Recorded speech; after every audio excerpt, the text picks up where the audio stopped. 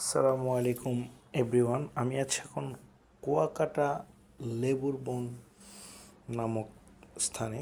এখান থেকে সূর্য অস্ত এবং সুন্দরবনের একটি অংশ দেখা যায় এবং এখানে বিভিন্ন ধরনের দোলনা এবং অনেক রিল্যাক্স মোডে থাকার জন্য কিছু জিনিস তৈরি করে রেখেছেন এবং সাগরের পাশ দিয়ে আসলে এই পরিবেশগুলো অত্যন্ত আমার মন কেড়েছে এবং সব মিলে আমার খুব ভালো লেগেছে।